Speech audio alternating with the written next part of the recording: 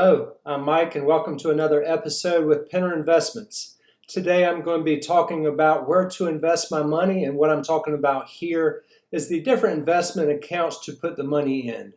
You can invest your money in a 401k, a 403b, an IRA for retirement accounts, and then you also have a brokerage account for non-retirement money. Within each of these investment accounts, you select which stocks, index funds, or mutual funds you want to invest in. Each of these accounts come with different benefits, which is why it's important to understand each one. Most of you are probably familiar with a company 401k. Most companies offer their employees a 401k, which gets its name from the section of the 401k of the Internal Revenue Code. A 401k is an employer-sponsored personal pension account. This retirement savings plan is a benefit of working for the company and is typically funded from a percentage of each paycheck. Most companies allow for the deductions to be before tax, which reduces the money you pay taxes on at the end of the year. The investments will grow with the funds you have invested, and the taxes are paid once you make withdrawals, and this will be after you have retired. Many employers match the funds you put in up to 50% with a maximum match of 3%. This means you would have to have 6% taken out of your paycheck to receive the employer maximum of 3%. This is a great benefit and free money. It is important to invest the minimum required to take advantage of the full employer matching contributions. This way you would be investing 9% per paycheck, 6% from your money and 3% from your employer. Some companies have different matching amounts, and this is why it is important to check into this to ensure you are maximizing your benefit. A 403b is the equivalent of a 401k, which many state jobs and nonprofit companies may have as a benefit. This is pretty similar to a 401k that are offered at traditional companies. These come with a maximum contribution limit of $20,500 a year, or $27,000 if you're over 50, which is called the catch-up contributions. This does not include the amount of money that your employer matches. This is just based upon how much money you put in each paycheck.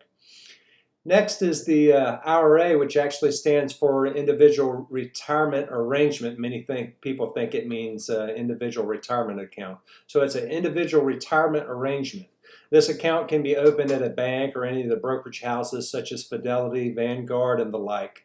The 22 limits for IRAs are $6,000 and $7,000 if you're 50 or older. And again, the extra $1,000 is the catch-up contributions. You must have an earned income to contribute to these as well. You cannot contribute more than you earn for the year. The big benefit with an IRA is that you can deduct the contribution from your taxes if your modified adjusted gross income is not above $68,000 for single filers or above $129,000 for joint filers, and this is for the year 2022.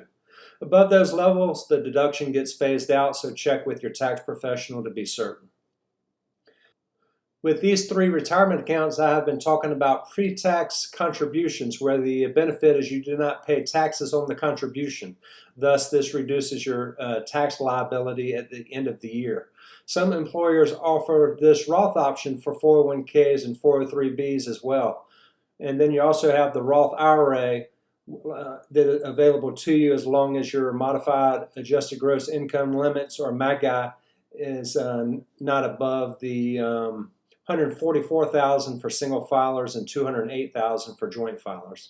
The beautiful benefit of the Roth option is that you pay taxes on your contribution before you invest it, which means you're using after-tax money from your check for your investment, and you do not have to pay taxes on the growth. So if you invest thousands of dollars in here over the years, and then you look up 20, 30 years down the road and it's grown to hundreds of thousands of dollars, you don't have to pay any taxes on the growth. That's the beauty of this type of investment. The longer the timeline you have until you retire or will make withdrawals from a Roth account, the better this option is for you.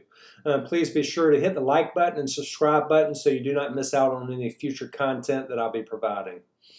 It is a great idea to put the maximum amount you can afford in these retirement accounts. I like to contribute the minimum needed to get the full company matching funds in a 401k or 403b first. Then I work to max out my Roth IRA.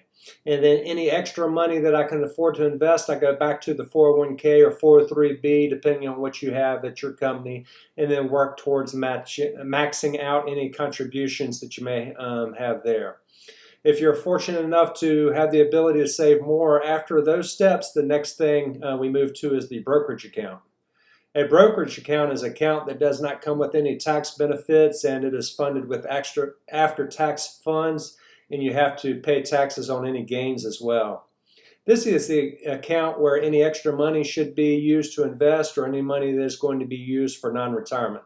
Keep in mind that any funds that will be needed in the next 3 to 5 years, you may not want to invest into the stock market, as they do have up and down years, and you can rest assured if you need that money, it'll happen to be on a year that the stock market is down. I hope you now have a basic understanding of the different accounts that are available to you to hold the money that you invest in mutual funds, index funds, and stocks. Thanks for watching today, and remember, today is the day to start investing.